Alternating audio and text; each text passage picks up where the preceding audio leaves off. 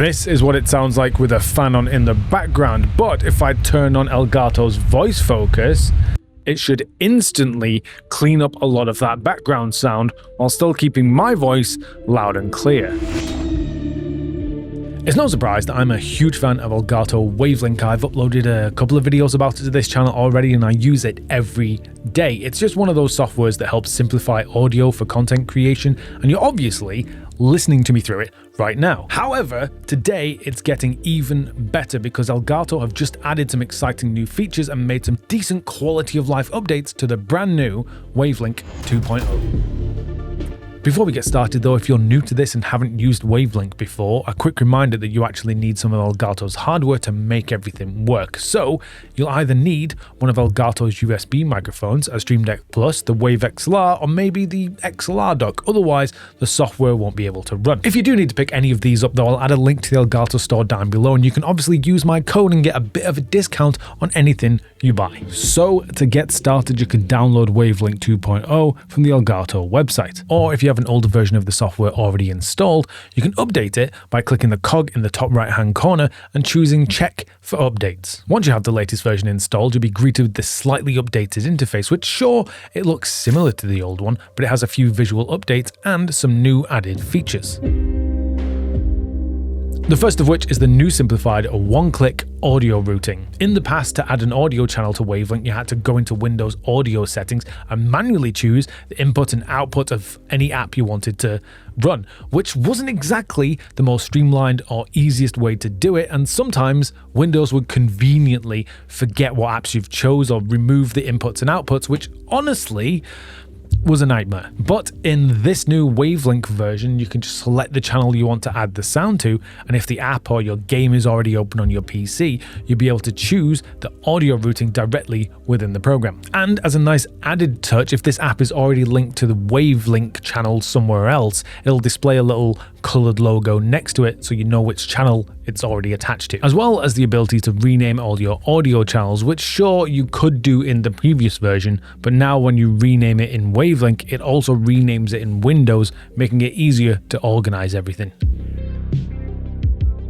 Speaking of speeding up organization, the second thing Elgato have added to the new Wavelink is an automatic send to Stream Deck function. So once you've set up all your audio channels and everything's correct within Wavelink itself, you just have to go up to the top here, choose this export button, and then select your Stream Deck device, and Wavelink will create a profile for you automatically. So for me, when I actually go to my Stream Deck Plus, this profile will already have been created with all the audio channels attached to the dials and the touch screen, and it left me space on the actual buttons so I can customize them for my liking. Obviously, you can still set all of this up manually, but if it's your first time ever using Wavelink or your Stream Deck or whatever, it just makes that initial setup way quicker so you can start creating or start streaming just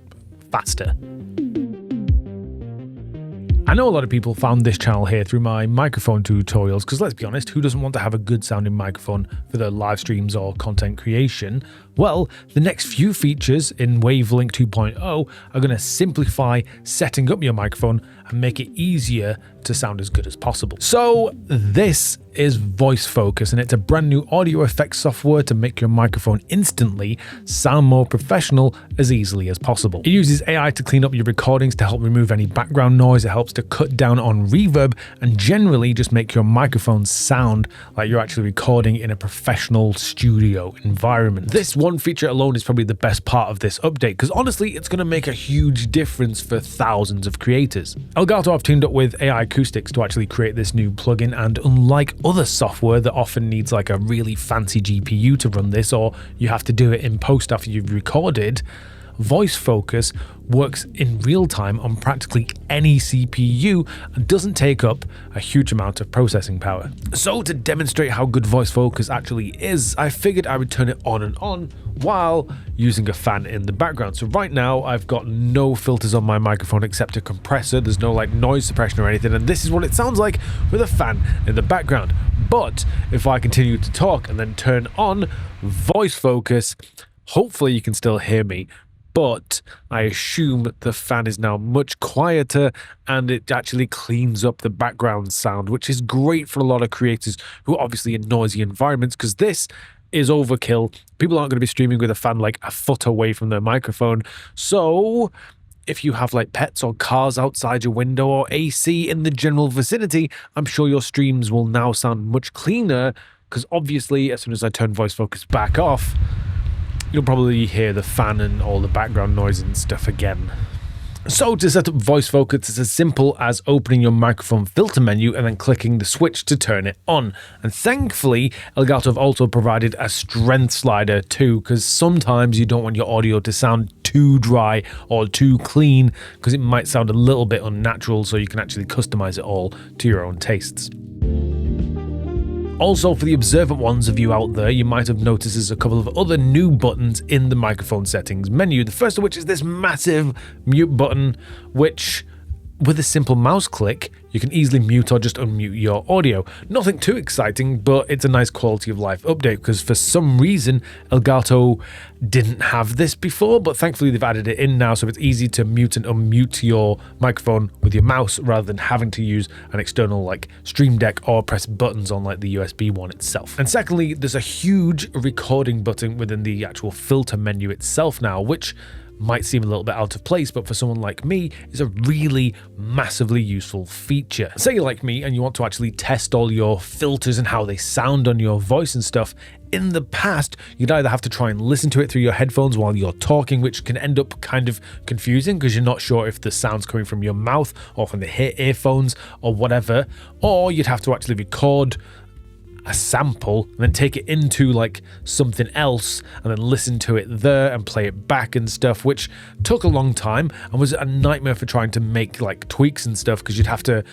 constantly be going back and forth between recording software and filter menus and stuff. So to demonstrate how this works in Elgato Wave Link, you obviously want to open your microphone menu, find this actual record button, and then record yourself a sample. So for me, I'm going to do pop pop popsicle, ice ice icicle, test test testing, 1 2 3, and then you stop your recording, and then from now you can press play to loop it and then make any changes on your actual like filters. So for example,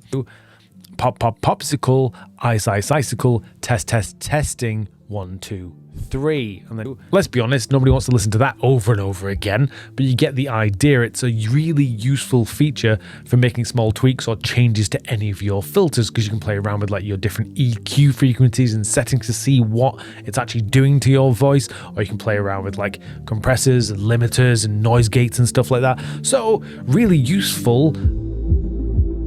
Alongside all the awesome updates from Wavelink 2.0, Elgato have also shadow dropped a couple of extra things to sweeten the deal. The first of which is a brand new de-esser filter, which you can obviously add to your microphone in Wavelink. And what this does is it kind of